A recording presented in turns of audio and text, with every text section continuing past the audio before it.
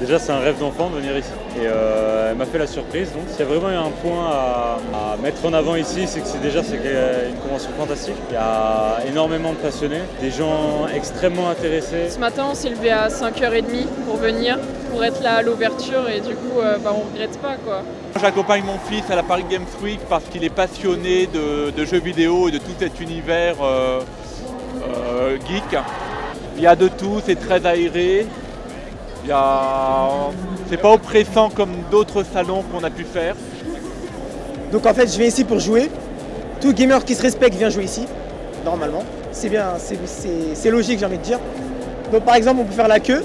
Bon, ce que je trouve un peu chiant, excusez-moi pour le mot, mais on fait 15 minutes de jeu alors qu'on fait 4 heures de queue. Pour déambuler dans les allées surtout, c'est pas forcément pour tester les jeux, c'est plutôt pour faire vivre l'art et puis l'esthétique du jeu vidéo pour les autres spectateurs. Parce que là, les gens sont plutôt contents de voir en fait des gens déguisés.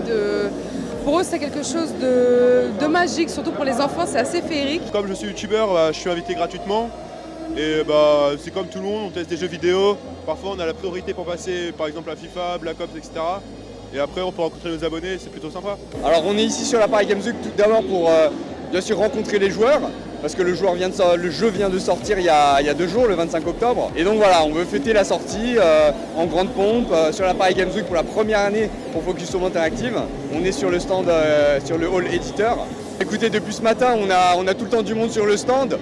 Les joueurs ont l'air de vraiment apprécier, que ce soit les jeunes et les moins jeunes. Le gros intérêt pour nous, c'est de présenter nos produits directement à la cible, à la communauté de joueurs, leur faire découvrir l'intérêt de jouer sur nos jeux, les spécificités, échanger aussi avec eux, parce que ça va nous permettre d'avoir des retours pour le développement de prochains produits.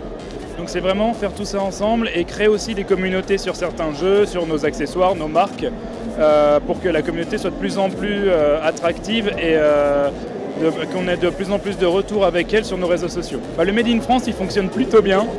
Nous, on est en train de se développer de plus en plus. On a des marques très connues comme Ubisoft qui cartonnent depuis bien longtemps. Là, pour le moment, on est très bien. On sent que l'affluence, elle va encore grossir cette année par rapport à l'année dernière. Donc, on est content.